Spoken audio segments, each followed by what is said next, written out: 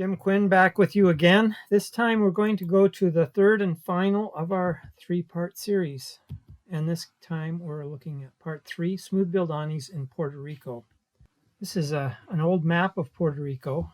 Puerto Rico is an island in an archipelago between the Atlantic Ocean and the Caribbean Sea. Here we can see the location. It's fairly close to Venezuela, in fact. That's the nearest country that's on a continent. It's also fairly close to Florida, where you see United States. But this is the star of the show. This is the smooth-billed Ahnee. It's a communally breeding and joint-laying species. And remember, we spoke a little bit about joint laying. We defined that in the last episode. And that just means that more than one female will share a nest and lay her eggs in that nest. And communal breeding means that they come together and breed as a group. Now, it's interesting because these birds come together as socially monogamous pairs. So here we see a pair of Ahnees, and this pair of Ahnees would join other Ahnees to form a group. They are non-kin breeding pairs. So these pairs are not joining relatives. Hamilton's rule we'll talk about a little bit, but it doesn't particularly apply in this case. They engage in what I might consider competitive egg laying. And another special trait of these birds is that there's an individual male that does almost all of the nocturnal incubation. So he spends the whole night on the nest, night after night, until the young don't need to be incubated. Here we are located in southwest Puerto Rico, a very dry part of Puerto Rico. That's where we do our work. Now, one of the things we have to do is catch Ahnees. One way we catch Ahnees is by putting our lure birds inside this little cage. There's a cage here to protect the lure bird from the individuals that we're trying to catch. And this cage is hung inside this trap. This is a trap that has little funnels or little tunnels. Over here is one of them. Birds can land on this and come in.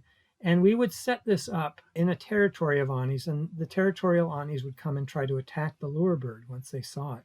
This didn't always work. In fact, quite often it failed and they weren't that interested and didn't come and try to get into the cage to get after the lure birds. The other way we would catch them is using mist nets. And these mist nets are on extendable poles. They're raised about 23, 24 feet in the air. And we would set them near where Ahnees would roost at night in hopes of catching them on their way out of roost. And Ahnees have a very frustrating capability to escape from these nets. They will get into them, but they'll fly right back out again. And so we have to set the nets up in the darkness before they come out in the morning, so before the sun comes up. And then we hide in the grasses. And when the birds fly out of the roost, if they get into the net, then one person who's the caller calls the net and says, "Bird in the net!" And everyone rushes, and 2 people run for each of the 2 poles so they can lower the poles. And one person rushes to try to get their hands on the Ahnees. So although it can be very frustrating, it's also great fun. It takes me back to the days when I was a kid and would really enjoy these sorts of hunts, trying to catch these birds. Here I've been successful. Here's one of the birds we've caught. When we catch them, we take blood samples so that we can get DNA. We band them with color bands and aluminum bands, and the aluminum band has an individual number, and the patterns of colors that we put on the legs makes these birds individually recognizable. And we also sometimes would put a stripe or 2 stripes or different orientations of stripes on their bill so that within this group we'd be able to easily recognize individuals very quickly without having to see their leg bands. We didn't always catch Ahnees. Once in a while, one of these birds, this is a troupial, it stumbled into a net. It's a beautiful bird. This bird is actually native to Venezuela. And one of the tasks we would have would be to find Ahnee nests. And they're not that easy to find. This particular Ahnee nest is about, I'd say, 40 feet up in the air in a tree. 40 feet is quite high for these nests. And often they're found in very awkward places. So here I am looking for a nest. We ended up finding this nest in a territory we called Pond. And that nest produced eggs, produced young. So here we see, this is a nest with quite a number of offspring. And once the eggs start hatching, we would mark these chicks in various ways. You can see some whiteout marking these chicks. The eggs, as we found them, would be marked as well. So you see some writing on these eggs. We would want to keep track as a function of when they were laid and when the chicks hatched out. And here you're going to see a video this is a video that shows you the sounds in the area. So now these birds are begging, the young are begging, this buzzy calls them begging.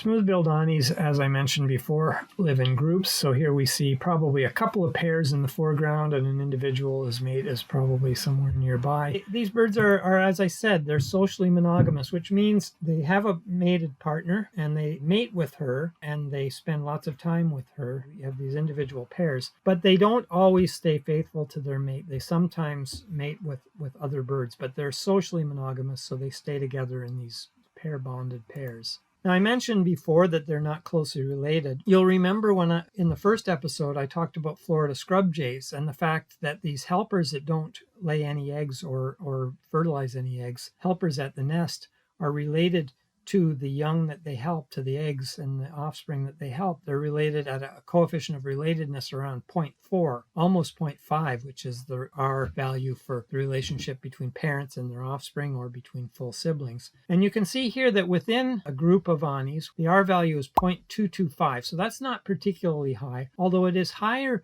than the R value between different groups. So this is an individual from a different group and its R is only 0.134. And that is a significant difference, but it's not a large difference. So generally speaking, within groups, most birds are unrelated to each other. Once in a while, two relatives might end up in the same group, and that elevates this R value on average. So when we think about Hamilton's rule, and this is it again up here, and the argument again is the benefit to the recipient, that is the bird that's getting the help, multiplied by the coefficient of relatedness, the R value, must be greater than the cost to the donor for the genetic basis for this behavior to start to be propagated.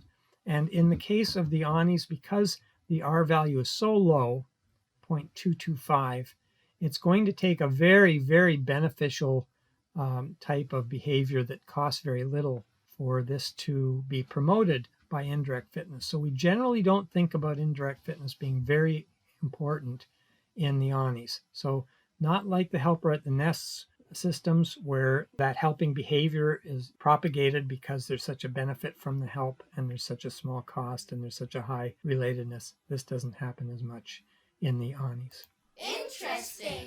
Not only that, but there are some bad things about this system. Now, here are some eggs, and these eggs are laid at great cost because they weigh almost 20% of the female's body weight. So that's 1/5 of their whole body weight. Every egg weighs that much, and they'll lay a number of eggs. And these eggs are not always cared for well by the other partners, in the other individuals in the group. So group living can be costly, and it's costly in two ways. And this is a video that's going to show one of the ways that these birds cause problems for each other. And this bird is actually trying to hike an egg out between its legs. So these birds are trying to toss eggs out of the nest, which is not very nice to do to your fellow group mates. But there goes one egg. That bird tossed one out of the nest. And in fact, this group ended up tossing all of the eggs out of the nest. More commonly with these birds, what we tend to see is egg burial. So in this case, this is a nest this is after the birds have fledged, after they don't use the nest anymore. We took the nest out of the tree. We took a pair of scissors and we cut it in half. So we cut it right down the middle here, and then we splayed it open. These 8 eggs on the top, the white-looking ones, they're stunt eggs. They're to represent the 8 chicks that hatched out in this nest and eventually flew away. But below the nest, below the surface of the nest, there are false floors, and there are 41 eggs that got buried underneath the top layer. So these 41 eggs would never hatch. There were an additional 4 that were tossed out by birds in the group. So it's very costly. There's a lot of expense involved in being in these groups. And here we see a graph that talks about the likelihood of being lost from the nest by these behaviors. In black bars, these are tossing, and so the tossing doesn't happen when you have only one female in a group, but it happens routinely when you have more than one. This, when there was one bird in this group, it says it had a couple of eggs that were buried. Now, these eggs that were buried probably simply got stuck in the nest by accident, and they weren't really actively buried. But when you have 2 females, burial rate goes way up. When you have 3, it goes up further. When you have 4 to 5, it goes up even further. So the more females you have in a group, the more burial happens, and the higher the probability that your egg will be lost. Again, it's a costly behavior. And attempts to join groups are not welcomed. So here we see these couple of birds that are defending a territory, and this is an intruder. This is a bird that's trying to join the group. And what happens is it gets chased away, and it will be chased and chased and chased until, if it gets tired, it will leave the territory, perch in a neighboring area quietly, and then when it's ready, it will come back. After it's rested a bit, it'll come back and it will alert the territorial birds to its presence. It'll say, "I'm back, I want to join you guys," and the chase will go on. And these birds will chase these intruders, these joiners, and they can sometimes try to join in twos or threes or singletons, and they will be chased around for periods of up to 3 days. And by the end of the 3 days, either the bird that's trying to join or the birds that are trying to join the group have gotten tired out from being chased all over the place and they've given up, or the group has gotten tired of chasing them around and they have allowed them to join the group. So they're unwelcome, but they can join. So why should you join? Well, the suggestion is there probably are some direct fitness gains. And those direct fitness gains, that is, you're going to either survive better or reproduce better. And I'm arguing that it's increased survival. You will survive better if you are in a group such as this. Here's Leanne Greaves, and she's holding a bird that's been caught, and it's been color banded, and it has some nail polish on its bill. And she's the person that took the lead in this particular study. And this study was asking questions about the calling patterns. And we had been recording some of the vocalizations over the years, and I had noticed a pattern. So there are two types of what we call alarm calls. And the two types of calls are this top one. This is called a sonogram, and this is a visual representation of the sound that these birds make. And these are harmonics, and I'm not going to go into the detail, but this varies by frequency and various other features that we can interpret by looking at the sonograms. But I'm going to let you hear. You can see they look very different, these two calls, and they're given in response to predators. The top one tend to be given in response to ground predators. We call that the Ahnee Alarm call. Cool. So things like mongoose, cats, rats, things like that. And this is what they sound like. Below, this is a different kind of alarm call. And this is an alarm call that seems to be given when there are aerial predators or hawks, birds of prey. Quite different. I hope you recognize that difference. Now, if we look at when these calls are given, if there are aerial predators around, that's an aerial threat. It turns out that the Chlurp, that's the second call that I played you, I call that a Chlurp because to me that's what it sounded like. It sounded like a Chlurp. Aerial threats seem to cause these birds to chirp. Meanwhile, if there are Indian mongoose around or cats around, the terrestrial threats tend to cause Ahnee alarms. So Ahnee alarms are given when there are terrestrial threats and almost never for any other purpose. Cool. So what we chose to do to try to see if these birds actually recognize these two different sounding alarm calls, if they're like warnings, specific warnings, like, hey, look out, it's a hawk, or hey, look out, there's something on the ground. We did this playback experiment. And the utility of this is that if you play back recordings of these birds giving these calls, you can watch the behavior of the birds, and you know that if they behave appropriately, they're behaving in response to the call itself. They're not observing anything, they're not seeing any predators or watching the bird that called, because all they're going to get is just that call. So in 2011, we looked at birds that were up in trees. They had to be not exposed to terrestrial predators. They were up high enough that they wouldn't have to worry about that. And in 2012, they had to be close enough to the ground that they'd be exposed to both terrestrial and aerial predators, the ground predators and the flying predators. So I'm going to play 3 videos just so you can see the response. In this first one, there are birds up here exposed potentially to aerial predators, and you're going to hear the Chlurp, the aerial alarm call, and watch what they do in response. They're leaving, so play it soon.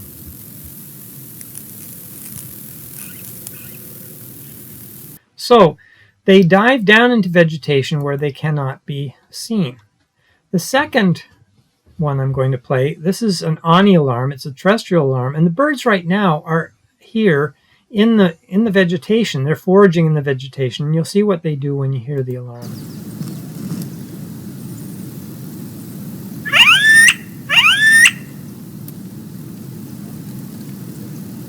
So they fly up from the ground, they get themselves off the ground, and they're not really staying out of the way of potential aerial predators. So they're responding as though it's a terrestrial threat.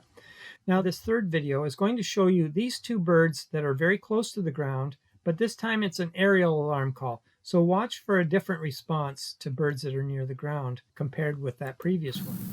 So watch these two birds when you hear the alarm. So they fly right in here, dive into the vegetation out of sight, but a very bad place to go if there were actually terrestrial predators.